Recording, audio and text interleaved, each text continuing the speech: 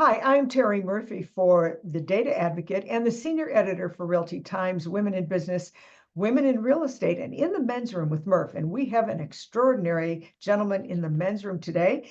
He is the president of the advisory board and one of the 4 specific hosts for the upcoming MLS International Forum being held in Milan this year.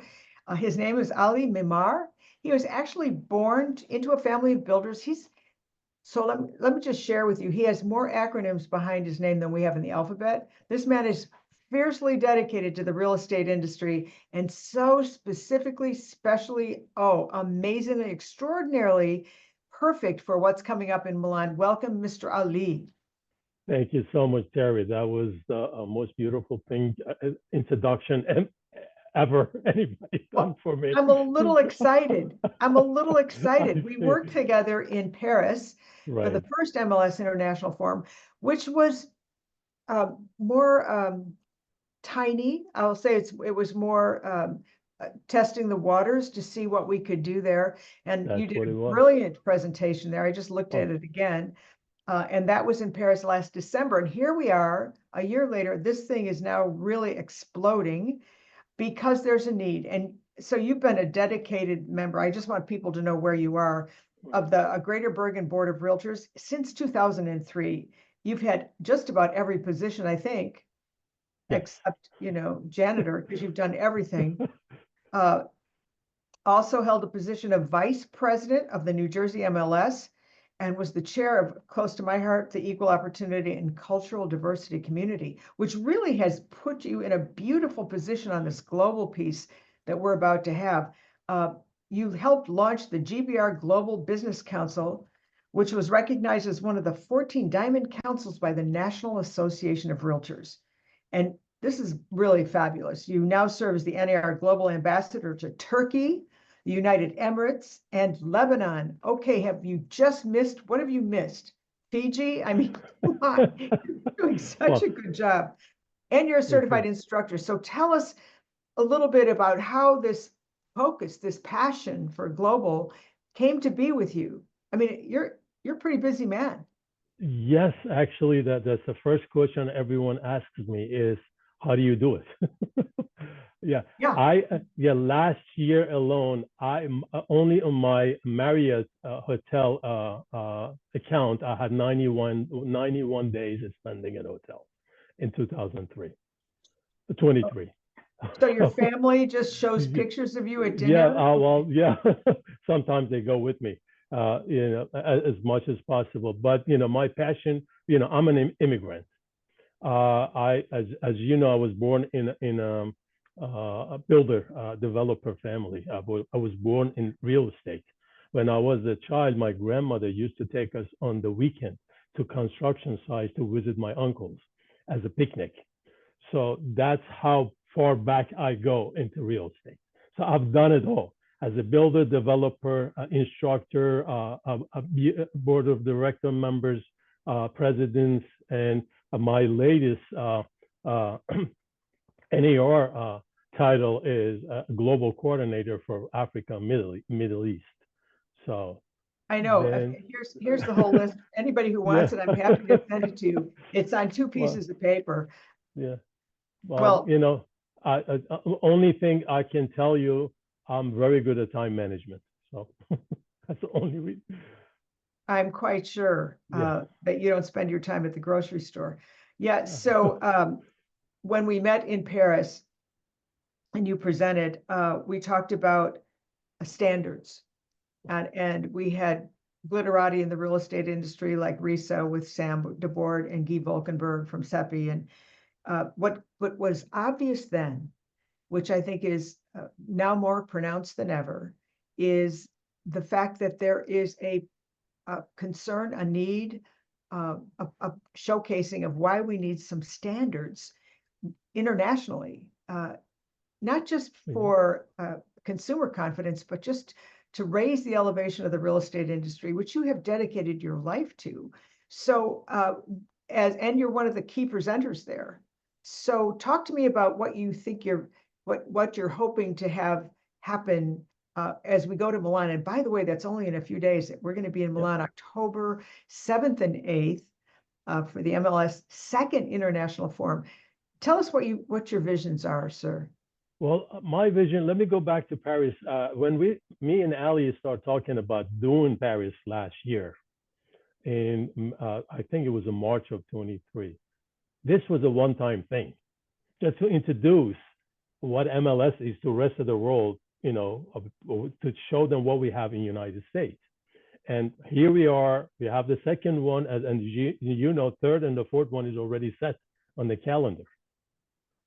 So, while going to my vision, let me give you some numbers.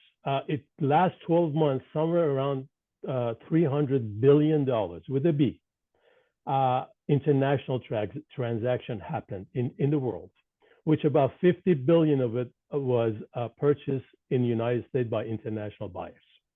So wow. in the US, as you know, anybody from any part of the world can go to realtor.com, find a property, call the local agent, let them handle that purchase for them.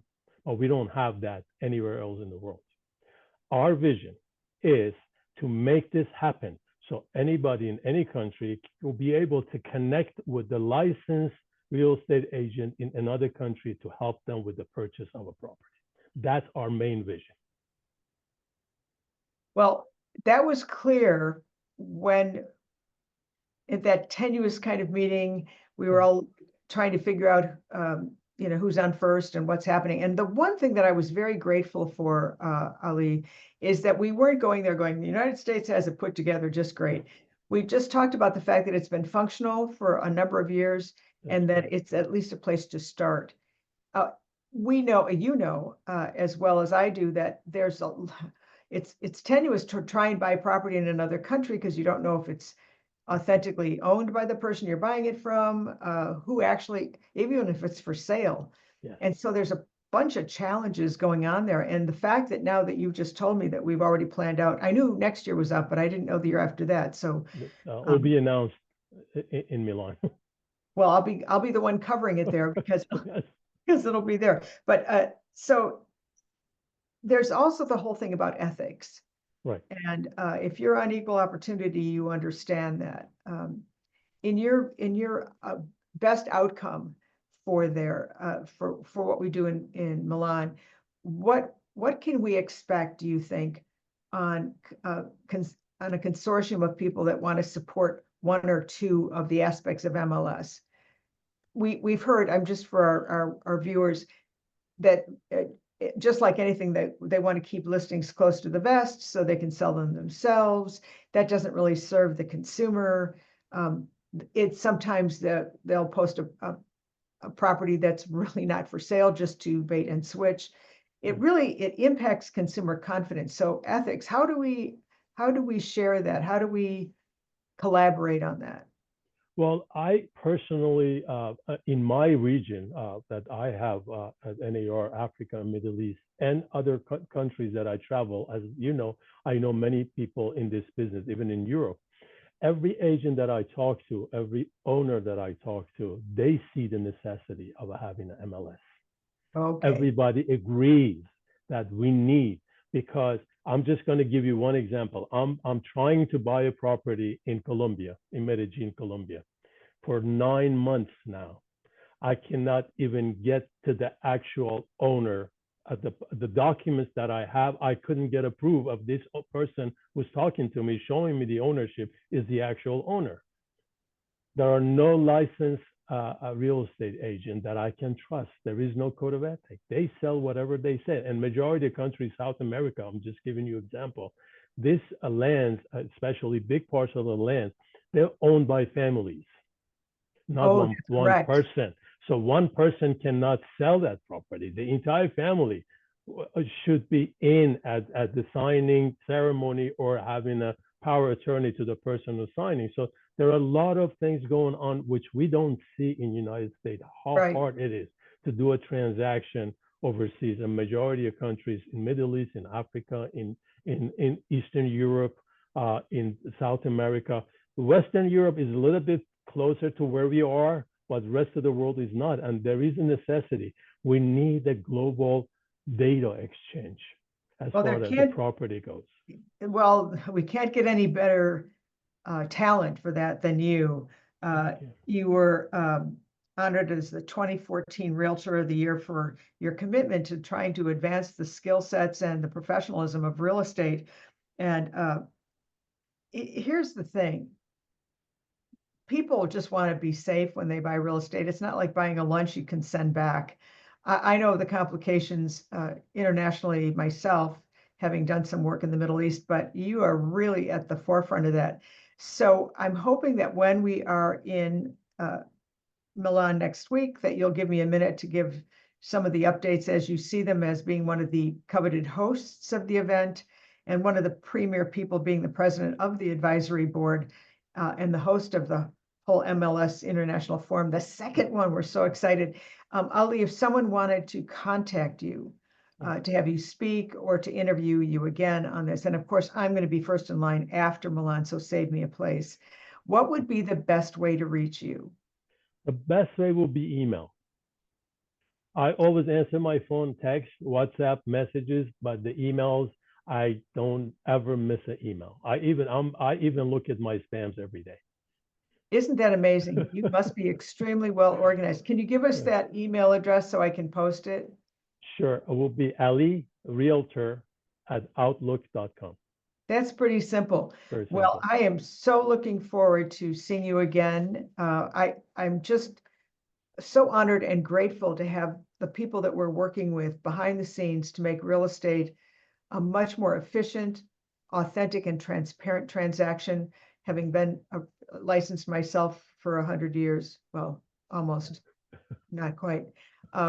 I hope you'll join us again on The Data Advocate for more information on what we can do to advance the real estate professionalism and the data exchange and solutions on a global level. I'm Terry Murphy for The Data Advocate. Thank you so much for joining us. Thank you, Terry. It was a pleasure.